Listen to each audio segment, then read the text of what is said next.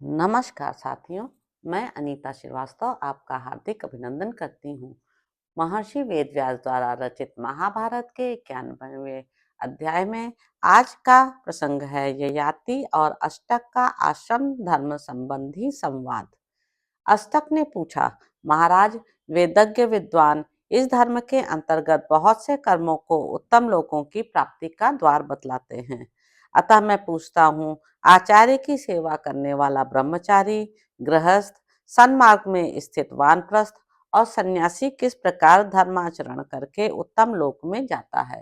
ययाति बोले, शिष्य को उचित है कि गुरु के बुलाने पर उसके समीप जाकर पढ़े, गुरु की सेवा में बिना कहे लगा रहे, रात में गुरु जी के सो जाने के बाद सोए और सवेरे उनसे पहले ही उठ जाए।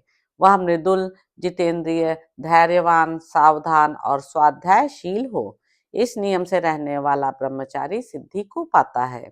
गृहस्थ पुरुष न्याय से प्राप्त हुए धन को पाकर उससे यज्ञ करे, दान दे और सदा अतिथियों को भोजन करावे। दूसरों की वस्तु उनके दिए बिना ग्रहण नहीं करे। यह गृहस्थ धर्म का प्राचीन एवं रहस्यमय स्वरूप है। वानप्रस्थ मुनि वन में निवास करे, आहार और विहार को नियमित रखे, अपने ही पराक्रम तथा परिश्रम से जीवन निर्वाह करे, पाप से दूर रहे, दूसरों को दान दे और किसी को कष्ट न पहुंचावे। ऐसा मुनि परम मोक्ष को प्राप्त होता है। सन्यासी शिल्प कला से जीवन निर्वाह न करे, शम, दम आदि श्रेष्ठ गुणों से संपन्न हो, सदा अपनी इंद्रियों को काबू में रखे, सबसे अलग रहे, गृहस्थ के घर में न सोए, परिग्रह का भार न लेकर अपने को हल्का रखे, थोड़ा थोड़ा चले, अकेला ही अनेक स्थानों में भ्रमण करता रहे, ऐसा सन्यासी ही वास्तव में भिक्षु कहलाने योग्य है। जिस समय रूप, रस आदि विषय तुच्छ प्रतीत होने लगे, इच्छानुसार जीत लिए जाएं तथा उनके परित्याग में ही सुख जान पड़े, उसी समय विद्वान पुरुष मन को वश में करके समस्त संग्रहों का त्याग कर वनवासी होने का प्रयत्न करे।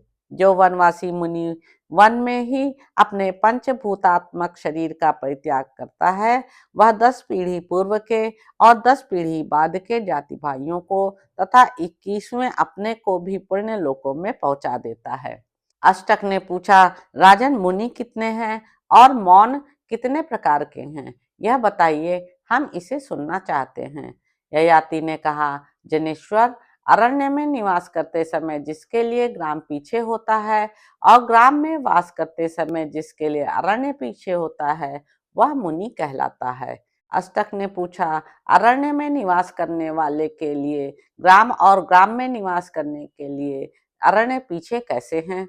ययाति ने कहा, जो मुनि वन में निवास करता है और गांव में प्राप्त होने वाली वस्तुओं का उपयोग नहीं करता, इस प्रकार वन में निवास करने वाले उस मुनि के लिए गांव पीछे समझा जाता है। जो अग्नि और ग्रह को त्याग चुका है, जिसका गोत्र और चरण से भी संबंध नहीं रह गया है, जो मौन रहता है और उतने ही वस्त्र की इच्छा रखता है जितने से लंगोटी और ओढ़ने का काम चल जाए, इस प्रकार जितने से प्राणों की रक्षा हो सके उतना ही भोजन चाहता है, इस नियम से गांव में निवास करने वाले उस मुनि के लिए अरण्य पीछे समझा जाता है। जो मुनि संपूर्ण कामनाओं को छोड़कर कर्मों को त्याग चुका है और इंद्रिय संयम पूर्वक सदा मौन में स्थित है, ऐसा सन्यासी लोक में परम सिद्धि को प्राप्त होता है। जिसके दांत शुद्ध और साफ हैं, जिसके नख कटे हुए हैं, जो सदा स्नान करता है तथा यम नियम आदि से अलंकृत है, शीतोष्ण को सहने से जिसका शरीर श्याम पड़ गया है, जिसके आचरण उत्तम है, ऐसा सन्यासी किसके लिए पूजनीय नहीं है। तपस्या से मांस, हड्डी तथा रक्त के क्षीण हो जाने पर जिसका शरीर कृश और दुर्बल हो गया है, वह मुनि इस लोक को जीतकर परलोक पर भी विजय पाता है। जब मुनि सुख, दुख, राग, द्वेष आदि द्वंद्वों से रहित एवं भली भांति मौनावलंबी हो जाता है, तब वह इस लोक को जीतकर परलोक पर भी विजय पाता है। जब सन्यासी मुनि गाय बैलों की तरह मुख से ही आहार ग्रहण करता है, हाथ आदि का भी सहारा नहीं लेता, तब उसके द्वारा ये सब लोक जीत लिए गए समझे जाते हैं और वह मोक्ष की प्राप्ति के लिए समर्थ समझा जाता है। तो इस प्रकार साथियों, आदि पर्व के अंतर्गत संभव पर्व में उत्तर ययाति विषयक 91वां अध्याय पूरा हुआ। इसके अगले अंक में आप जानेंगे कि अष्टक ययाति संवाद और ययाति द्वारा दूसरों के दिए हुए पुण्यदान को अस्वीकार करना। तो अब आपसे अगले अंक में मुलाकात होगी। मेरे YouTube चैनल संवाद विद अनीता को लाइक करें, शेयर करें, सब्सक्राइब करें। धन्यवाद साथियों।